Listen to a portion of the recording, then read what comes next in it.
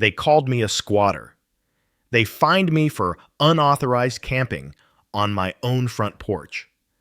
I watched silently as the Oak Ridge Heights Homeowners Association poured concrete foundations, framed 96 luxury townhomes, and sold them to eager families, all on land they didn't actually own.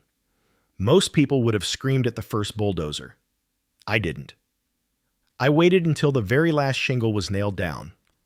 Because in property law, patience isn't just a virtue, it's a weapon of mass destruction. If you enjoy watching arrogant boards get dismantled by a single terrifyingly accurate map, you're in the right place. The first sign of trouble wasn't the sound of a chainsaw, but a splash of unnatural color against the Virginia pine. Arthur Penhaligon stood on the rotting planks of his back porch, a mug of black coffee steaming in the cool morning air. He narrowed his eyes. 50 yards into the tree line, his tree line, a bright orange plastic ribbon fluttered from a wooden stake driven into the loamy soil. Arthur didn't move immediately. He was a man who measured the world in precise increments, a retired surveyor who had spent 4 decades resolving disputes over inches of frontage. He knew that in his line of work, emotion was the enemy of accuracy. He took a slow sip of coffee, placed the mug on the railing, and walked down the steps, his boots crunching softly on the autumn leaves. He reached the stake.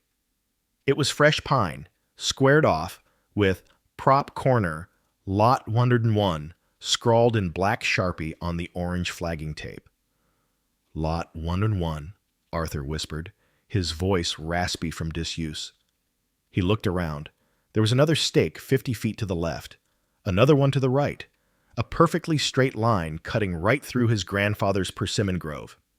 According to these stakes, his property, the land his family had held since 1922, ended right here. But Arthur knew for a fact that the iron pin marking his actual corner was 300 yards further south, buried under a pile of granite rocks near the dry creek bed. "Excuse me!" A shrill voice pierced the woods. Arthur turned. A woman was picking her way through the underbrush, grimacing as briars caught at her beige pantsuit. She held a clipboard like a shield. She had the kind of haircut that demanded to speak to a manager, and a posture that suggested she was currently the manager of everything she saw.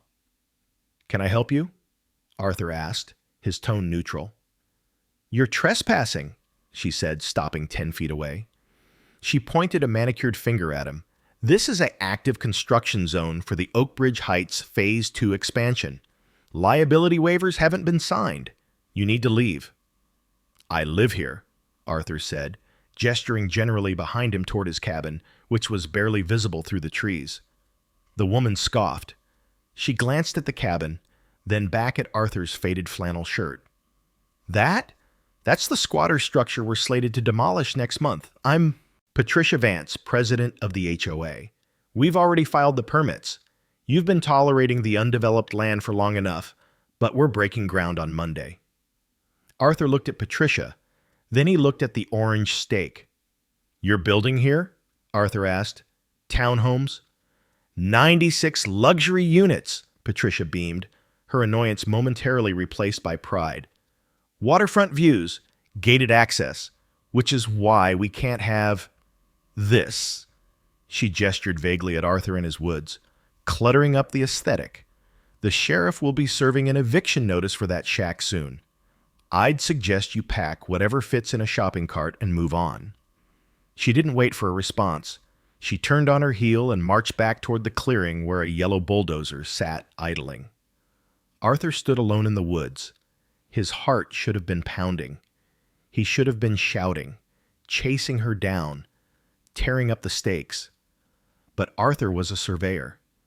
He knew something Patricia didn't. He knew that if he told her now, she would blame the survey company. They would apologize, move the line back 300 yards, and build their houses safely on their own land. They would hate him, but they would be safe. But she had called him a squatter. She had threatened to demolish his grandfather's home. Arthur reached into his pocket and pulled out his phone. He took a high-resolution photo of the orange stake, ensuring the timestamp and GPS coordinates were active. Then he walked back to his porch. He didn't pull the stake out. He didn't call a lawyer, not yet. He sat down, picked up his coffee, and watched the bulldozer roar to life. "Go ahead," he whispered to the distant machine. "Build it. Build all of it." 3 days later, the world ended. Or at least the quiet world Arthur had known for 68 years did. It started with a low-frequency rumble that shook the dust off the spine of his field manuals. By noon, the air was thick with the scent of diesel exhaust and pulverized pine. Arthur sat at his kitchen table, carefully cleaning his vintage theodolite, the brass instrument cool and heavy in his hands. Outside, the forest screamed. He could hear the snap and groan of 100-year-old oaks being felled. He could feel the thud of the earth movers reshaping the topography of the valley. Every tree that fell was technically on his deed, listed in the county registrar as Parcel 4B. To anyone else, this was the sound of progress. To Arthur, it was the sound of his retirement fund accumulating zeros. He didn't go outside to confront the workers. He didn't wave a shotgun or shout obscenities.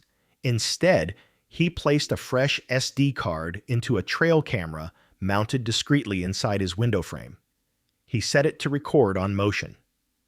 At 2:00 p.m., a white sedan with the Oakbridge Heights logo on the door crunched up his gravel driveway. Arthur watched through the blinds. A young man in a polo shirt hopped out, looking nervous. He scanned the dilapidated porch, clearly unwilling to step onto the rotting wood. He quickly taped a thick cream-colored envelope to the front door frame, took a photo of it with his phone as proof of delivery, and practically ran back to his car. Arthur waited until the dust from the sedan's tires settled. He opened the door and peeled the tape off. The envelope was heavy, high-quality linen paper. The return address was embossed in gold foil. Oakbridge Heights Community Association, Office of the President. He carried it to the table, pushed aside his cleaning rag, and slit the envelope open with a penknife. "Notice of violation," the header read in bold, aggressive font. "Dear resident," it began, though the tone was anything but dear. "It has come to the attention of the board that an unauthorized temporary structure, see attached photo, dilapidated cabin, remains on the premises of the designated green space for Phase 2. Furthermore, reports indicate loitering by an unauthorized individual, identified as male, approx the 60s, unkempt appearance." Arthur's eyebrows raised slightly. Unkempt. He read on. "Per Article 4, Section 2 of the Oakbridge Heights Covenants, Conditions, and Restrictions, CC&Rs, no unapproved outbuildings are permitted.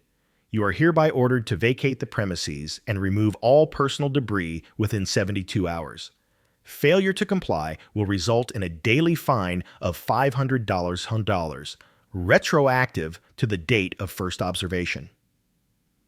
Arthur did the math in his head. $500 a day. They were fining him for living in the house his grandfather built in 1948, on land his family bought when this entire valley was nothing but scrub brush and deer trails. Most men would have crumbled. They would have called the number at the bottom of the page, screaming about rights and ownership. They would have shown their hand. Arthur walked to a heavy steel filing cabinet in the corner of the room. He unlocked the bottom drawer. Inside, it was empty, save for a single, crisp manila folder labeled Oakbridge, Phase 2. He didn't throw the letter away. He didn't burn it in anger. He punched 3 holes in the side of the high-quality linen paper and placed it gently into the folder. This wasn't a fine. It was evidence. It was proof of harassment. It was proof that the HOA claimed jurisdiction over his land. By fining him, they were officially asserting that his property was part of their development. And since they didn't own the land, that assertion was fraud. He picked up a red pen and wrote the date and time of delivery on the top corner of the letter. Then he logged it in a small black notebook. Item 1. Violation notice. Sender: P. Vance. Charge: unauthorized existence. The house shuddered again as a massive dump truck rumbled past his window, carrying away a load of his own topsoil. Arthur closed the folder. The noise outside was deafening, a chaotic symphony of theft. But inside the cabin, it was quiet. The silence of a trap waiting to be sprung. $500 a day, Arthur murmured to the empty room. Let's see how high you can count, Patricia. Over the next 4 months, the pile of linen envelopes grew into a substantial tower on Arthur's desk. The fines had escalated from $500 a day to $3,000, citing everything from improper lawn maintenance, it was a forest, to unauthorized vehicle storage, his 1998 Ford truck. Arthur paid none of them. He simply logged them. Item 47, Item 48, Item 49. But while the HOA was busy printing invoices, Arthur was busy working. He spent his days in the basement, a space that smelled of dry rot and old paper. Spread across his drafting table was a map that predated the zip code system. It was the original 1952 county plat, hand-drawn in India ink. Beside it lay his grandfather's field book from 1974. Arthur ran his finger along the delicate blue lines. The developers had used a modern aerial survey, likely done by a drone or a satellite overlay. It was cheap, fast, and for flat, open suburbs, usually close enough. But this wasn't the suburbs. This was the Appalachians. The tree canopy here was thick enough to fool a satellite into thinking a ridge was a valley. They missed the deflection angle, Arthur whispered, tapping the paper. They missed the 11-degree shift at the creek. Because of the dense canopy, the drone hadn't seen the creek bed's true course. It had guessed. And in surveying, a guess of 2 degrees over a distance of 4,000 feet resulted in a deviation of massive proportions. He needed to be sure. That night, under the cover of a new moon, Arthur slipped out of his back door. He didn't wear his usual flannel. He wore dark coveralls and carried a canvas bag. He moved through the woods with the silence of a man who knew every root and hollow. The construction site was a skeleton of timber framing and poured concrete, eerie in the moonlight. He skirted the edge of what Patricia Vance called Lot 88 and descended into the ravine. He counted his paces. 100. 110. He stopped at a massive, moss-covered granite boulder. To a layman, it was just a rock. To Arthur, it was a witness. He knelt and brushed away decades of leaf litter and soil from the base of the stone. There it was, a rusted iron pipe, 1 inch in diameter, driven deep into the earth, and next to it, a stamped brass cap. U.S. Geodetic Survey, 1952, Do Not Disturb. The cold metal felt better than gold in his hand. This pin was the anchor of reality. It proved that everything built above him, the roads, the sewage lines, the foundations of the estate models, was sitting squarely on Penhaligon soil. Arthur didn't disturb the pin. He covered it back up with leaves, obscuring it perfectly. Then he went to work with the contents of his canvas bag. He didn't plant explosives. He planted eyes. He mounted 4 high-definition trail cameras high in the trees, angled downward. They were camouflage-wrapped, solar-powered, and equipped with cellular uplinks. He positioned Camera 1 to overlook the main access road. Camera 2 covered the creek crossing, where the heavy machinery was illegally silting up the waterway. Camera 3 pointed directly at the site where the future clubhouse sign stood proudly. By the time he returned to his cabin, the sun was threatening to rise. He made a pot of coffee and opened his laptop.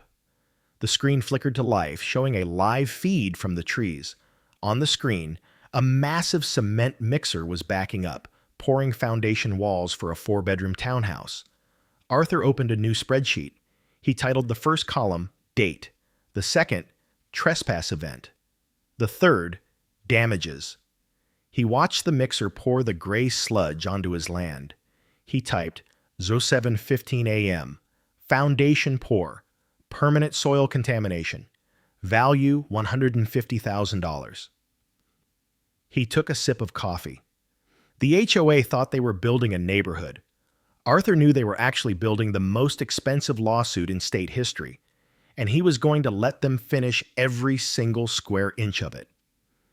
8 months passed. The roar of the bulldozers faded, replaced by the polite suburban hum of moving vans and lawnmowers. The transformation was absolute. Where ancient oaks had once stood, manicured Bermuda grass now gleamed in the Virginia sun.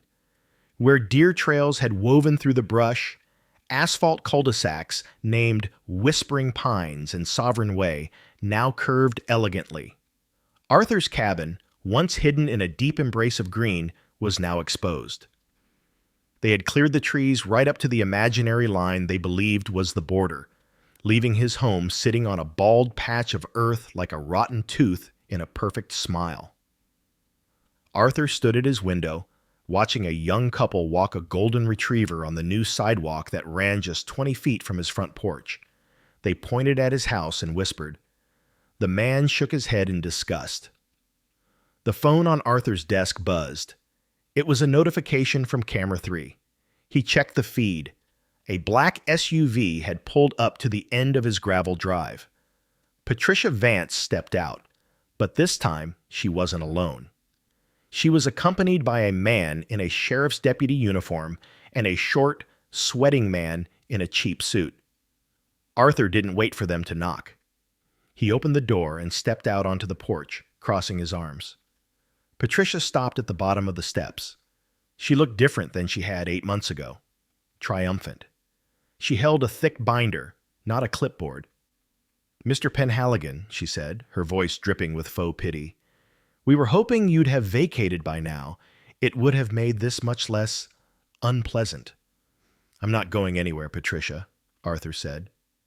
She sighed and turned to the sweating man in the suit. "Mr. Henderson, if you would." The man cleared his throat. "Mr. Penhaligon, I'm the county code enforcement officer. We've received multiple complaints regarding the structural integrity of this dwelling. Upon review of the exterior, conditions, dry rot, lack of modern insulation, potential fire hazards, we are designating this structure as a public nuisance under County Ordinance 14B. He handed Arthur a pink slip. "You have 14 days to bring the structure up to current 2024 residential codes," the man said, looking at his shoes, "or the county will serve an order of abatement, demolition." Arthur looked at the paper. Demolition. 2024 codes? Arthur asked calmly. "This house was built in 1948. It's grandfathered in." "Not anymore," Patricia interjected, stepping forward. "Not when it poses a threat to the property values and safety of the Oakbridge Heights community. We have families here now, Arthur. Children. We can't have a fire trap sitting in the middle of our Phase 2 greenway." She smiled, a cold, predatory tightening of her lips. "The ribbon-cutting ceremony is in 2 weeks," she continued. "The mayor is coming. The press will be here.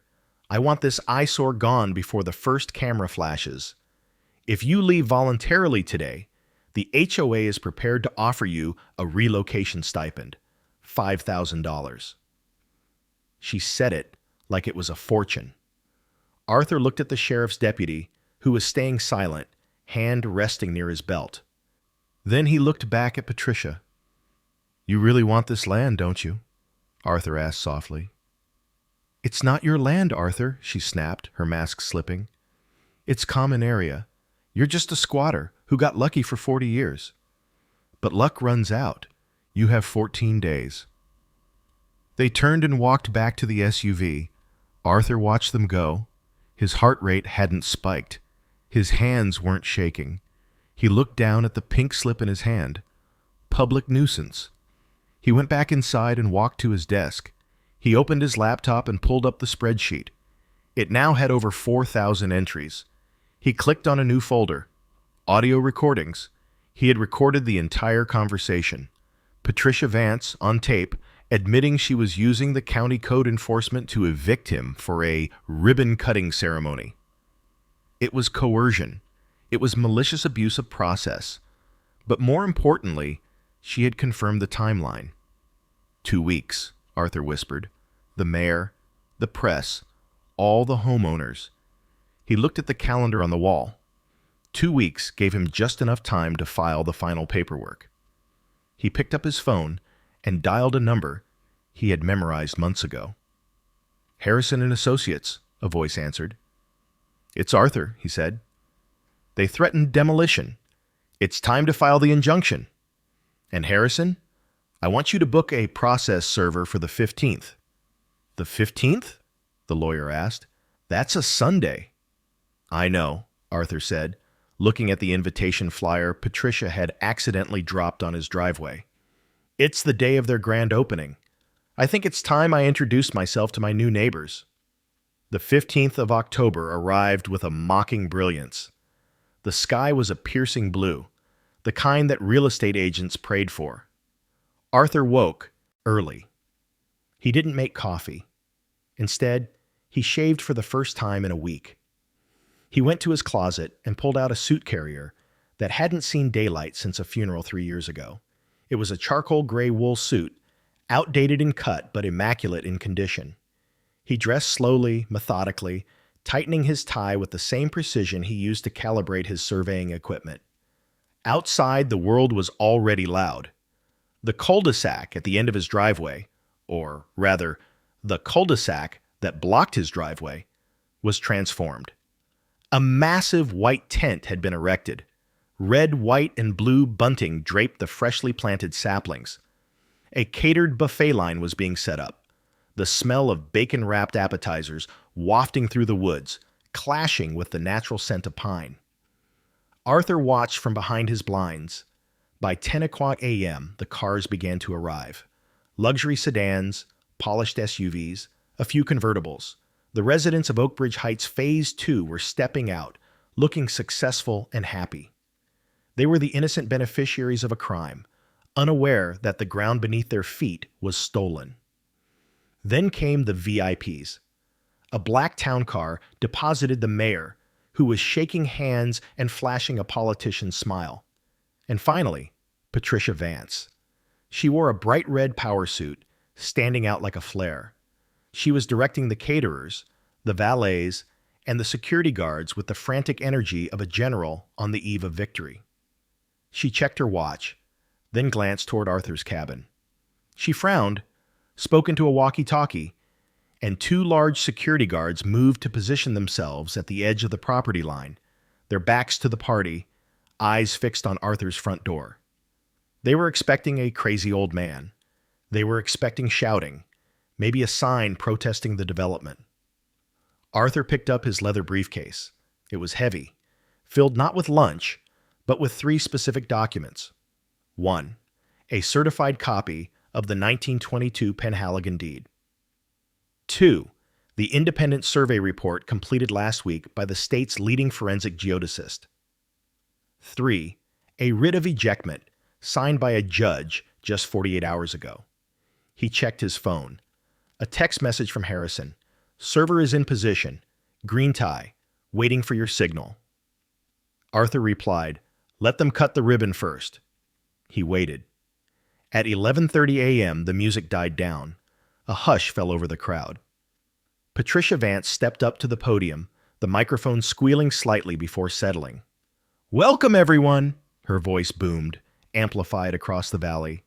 Welcome to the future of Oakbridge Heights. Applause rippled through the tent.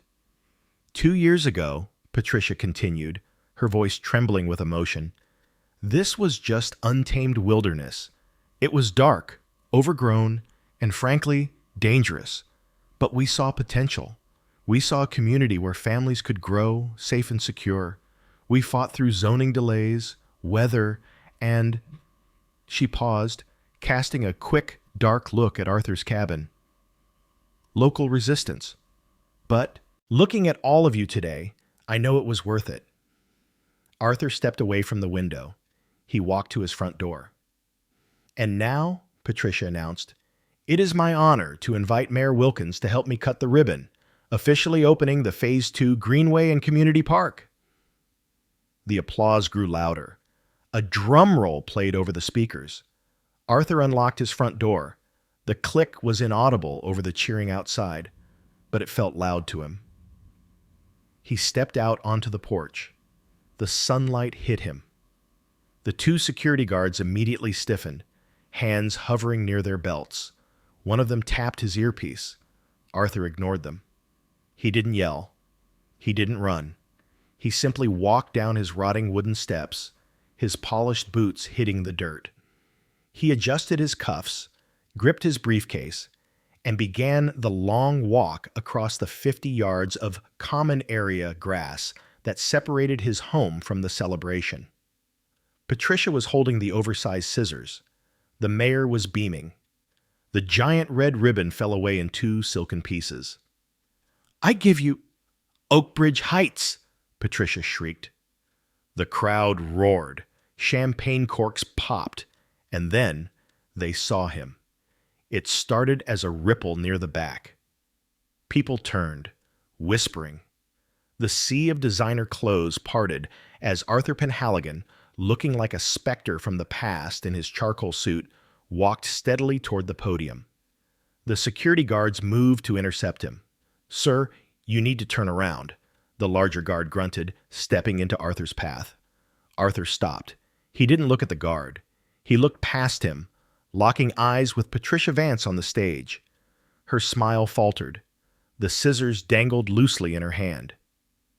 "I'm not here to disrupt the party," Arthur said, his voice calm, carrying in the sudden silence. "I'm just here to collect the rent." A laugh bubbled up from Patricia's throat, high and brittle. She turned to the crowd, her politician's mask sliding back into place.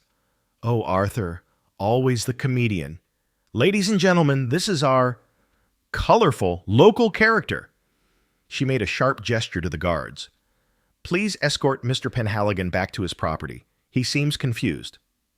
The large guard reached for Arthur's arm. "Come on, Pops, let's go." Arthur didn't flinch. He didn't pull away. He simply shifted his gaze to the man in the crowd wearing the green tie. He nodded once. "Actually," Arthur said, his voice projecting with the authority of a man who had shouted over diesel engines for 40 years, "I am on my property, and so are you, and so is that bouncy castle." The guard hesitated. "Mayor Wilkins," Arthur addressed the stunned official standing next to Patricia, "I apologize for the interruption, but as an officer of the court has just arrived, I thought you should be the first to know that you are currently aiding and abetting a felony trespass." From the crowd, the man in the green tie stepped forward. He wasn't a resident. He was a process server, and he moved with the swift efficiency of an assassin. He walked straight past the confused security guards, up the stairs of the stage, and thrust a thick stack of documents into Patricia's hands. "Patricia Vance?" the server asked. "What is this?" she hissed, recoiling. "You are served," the man said. He turned to the mayor. "Mayor Wilkins, you are also named as a co-defendant in the injunction." The crowd went dead silent. The champagne fizzed in glasses held by frozen hands. "This is ridiculous," Patricia sputtered, her face flushing a deep crimson. "This is harassment. I'll have you arrested." "Open it," Arthur said softly. Patricia tore open the packet. Her eyes scanned the first page, then the second. The color drained from her face so fast she looked like she might faint. Arthur placed his briefcase on the podium, pushing the mayor's speech aside. He opened it and pulled out a large, rolled document. It was a survey map, printed on mylar. "For those of you who just bought homes in Phase 2, Arthur said, addressing the crowd. He unrolled the map and held it up. It was a modern satellite overlay, but superimposed on top of it was a thick, undeniable red line. "This red line," Arthur explained, pointing a steady finger, "is the legal boundary of the Penhaligon estate, established in 1922 and verified by the State Geodetic Survey last week." He traced the line. It didn't stop at the creek. It cut straight through the park. It cut through the new road. It cut through the living rooms of 96 townhomes. The developers used a bad survey, Arthur continued, his voice devoid of anger, just cold, hard fact. They missed a deflection angle at the creek bed. They built this entire development 400 yards inside my property line. A murmur of horror swept through the crowd. People were looking at their own houses. Some were pulling out their phones. "You're lying!" Patricia shrieked, slamming her hand on the podium. "We have permits! We have titles!" "You have titles to land that doesn't exist," Arthur corrected. "You sold these people houses on land you don't own. And since you've finished construction—" Arthur paused. He looked at the pristine, freshly painted townhomes. "Under the laws of accession in this state, any permanent structure built on private land without the owner's consent becomes the property of the landowner." He turned to the crowd, offering a small, grim smile. "I'd like to thank the HOA for building 96 rental units on my land. I'll be conducting inspections on Monday. Have a nice afternoon." Arthur snapped his briefcase shut. The silence broke. It shattered into 1,000 voices screaming at once. Homeowners surged toward the stage. The mayor was furiously whispering to his aide. Patricia Vance stood frozen, the writ of ejectment crumpling in her fist, staring at Arthur with the realization that she hadn't just lost a battle, she had lost everything. Arthur walked back down the stairs, past the paralyzed security guards, and began the long walk back to his cabin. Behind him, the sound of the party dying was replaced by the sound of panic. 72 hours after the party, Arthur's life was no longer silent. The woods were filled with news vans. Drones buzzed overhead like angry hornets. But the real noise was happening downtown, in the wood-paneled quiet of the Superior Court. The HOA didn't roll over. They struck back with the ferocity of a wounded animal backed into a corner. They hired a legal team from D.C., a phalanx of lawyers whose suits cost more than Arthur's truck. On the morning of the preliminary hearing, the courtroom was packed. Patricia Vance sat at the plaintiff's table, looking pale but resolute. She wouldn't look at Arthur. Her lead attorney, a man named Sterling with silver hair and a voice like oiled gravel, stood up. "Your Honor," Sterling began, pacing before the bench, "this is a tragic misunderstanding. But let us be clear. Oakbridge Heights acted in good faith. 96 families have purchased these homes. They have mortgages. They have children in local schools. To evict them based on an archaic boundary dispute would be a catastrophic miscarriage of justice. We are filing for a quiet title based on equitable easement. We are also petitioning for eminent domain under the clause of public housing necessity." He paused for effect, turning to glare at Arthur. "Furthermore, Mr. Penhaligon watched this construction for 2 years. He said nothing. He waited maliciously. In the eyes of the law, his silence was consent. He cannot now claim damages for a situation he allowed to happen." It was a compelling argument. The judge, a stern woman named Justice Halloway, nodded slowly. She looked at Arthur. "He has a point, Mr. Harrison. Why did your client wait until the paint was dry to speak up?" Arthur's lawyer, Harrison, stood up. He was younger than Sterling, sharper, with the hungry look of a predator who had just spotted a limping gazelle. He walked to the center of the room, carrying a single thick binder. "My client didn't speak up, Your Honor, because he was afraid," Harrison said smoothly. "Afraid?" Sterling scoffed. "He's a 68-year-old surveyor." "Afraid of the harassment," Harrison corrected. "Afraid of the bullying, afraid of the systemic campaign to drive him off his land before he could gather the resources to defend himself." Harrison dropped the binder onto the judge's bench with a heavy thud. "Exhibit A through Z, Your Honor. These are 142 letters sent by Patricia Vance and the HOA board to my client over the last 24 months. He opened the binder. "Exhibit B, a fine for $500 for trespassing on his own porch. Exhibit F, a threat to bulldoze his home. Exhibit J, a letter acknowledging his presence on the land and ordering him to leave. Harrison turned to the courtroom, his voice rising. The defense claims they acted in good faith and that they didn't know the land was his. Yet here is a letter from Ms. Vance dated June 12th, stating, "You are encroaching on HOA property." By fining him, they acknowledged a dispute existed. By threatening him, they acknowledged he was there. They didn't treat him like a neighbor. They treated him like an enemy combatant. He turned back to the judge. You cannot claim good faith mistake when you spent 2 years terrorizing the owner. This wasn't an accident, Your Honor. It was a hostile takeover. They knew there was a conflict, and instead of verifying the survey, they tried to bully an old man into submission so they could bury the truth under concrete. Justice Holloway picked up the binder. She flipped through the pages, reading the aggressive, condescending language of the HOA letters. Her expression darkened. Ms. Vance, the judge asked, looking over her glasses, did you sign these fines? Patricia stood up, trembling. It was standard procedure. He was an eyesore. He was a landowner, Justice Holloway snapped, and you were fining him for existing on his own property. The judge closed the binder. Mr. Sterling, your argument for equitable easement relies on your clients having clean hands. These letters are filthy. Motion for eminent domain denied. Motion to dismiss denied. She banged her gavel, the sound echoing like a gunshot. We will proceed to trial on the damages. And Mr. Sterling, I suggest you advise your clients to check their insurance policies. I have a feeling this is going to get very expensive, very fast. Patricia Vance slumped into her chair.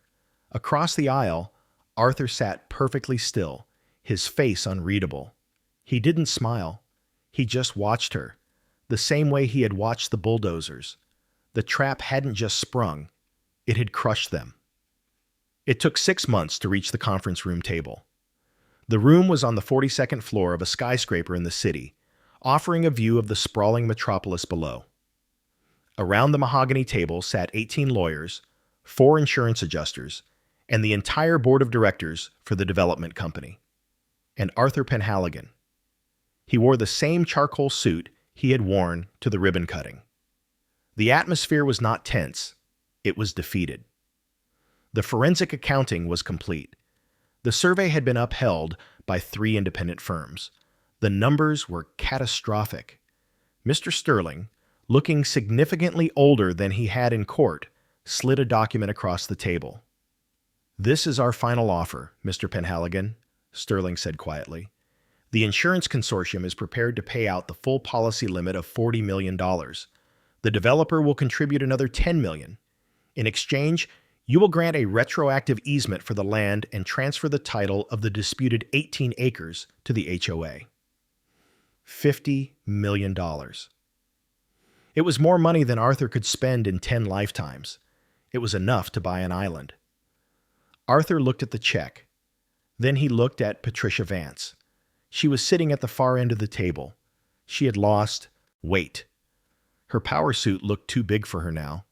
She hadn't looked him in the eye since the trial began. No, Arthur said. The room erupted. Mr. Penhaligon, Sterling stammered, this is 5 times the appraised value of the land. It's a fortune. I don't want a fortune, Arthur said calmly. I want the land. But the houses, the developer shouted. There are 96 families living there. You can't just evict them. The public outcry would be unimaginable. I have no intention of evicting them, Arthur said. The room went silent. Harrison, Arthur's lawyer, smiled and opened his own briefcase. He pulled out a single sheet of paper and placed it in the center of the table. Mr. Penhaligon is proposing an alternative settlement, Harrison announced. He is willing to issue a 99-year ground lease to each of the 96 homeowners. They can keep their homes. They can keep their community. Sterling blinked. A ground lease? So, they pay rent? Correct, Arthur said. But there are conditions.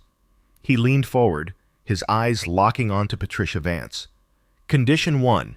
The Oakbridge Heights Homeowners Association is hereby dissolved immediately. All covenants, restrictions, and bylaws are null and void. Patricia gasped. You can't do that. Who will maintain the common areas? Who will enforce the standards? I will, Arthur said, as the landowner. But I won't care about the color of their mailboxes or how tall their grass is. I only care about boundaries. Condition 2, Arthur continued. The clubhouse that was built on my creek bed will be demolished at the developer's expense. The land will be returned to its natural state. And Condition 3, Arthur said, his voice dropping to a whisper that filled the room.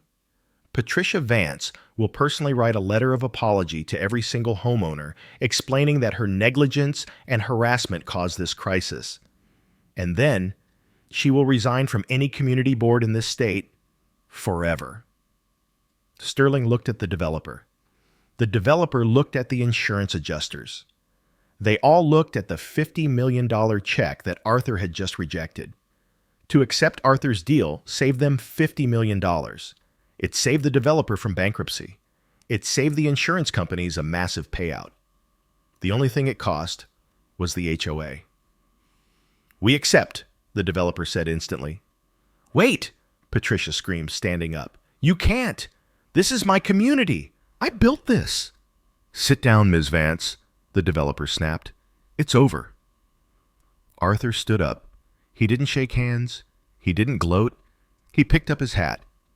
Mr. Harrison will handle the paperwork, Arthur said. He walked out of the high-rise, down to the street, and drove his old truck back to the mountains. 2 weeks later, the bulldozers returned. But this time, they weren't tearing up trees. They were tearing down the clubhouse. Arthur sat on his porch, drinking his coffee. The orange flags were gone. The private property signs were gone. A young woman from one of the townhomes walked by on the sidewalk. She was walking a dog. She saw Arthur. For months, she had looked at him with suspicion, fueled by Patricia's emails. She stopped. She hesitated, then waved. Morning, Arthur, she called out. Thanks for letting us stay. Arthur nodded slowly. Morning. He watched her walk away. The woods were quiet again. The HOA was gone. The fines were gone. He took a sip of coffee and looked out over his land. It was scarred, yes. There were houses where there should have been pines, but it was his. Every inch of it. And for the first time in 2 years, the silence didn't feel like waiting. It felt like peace.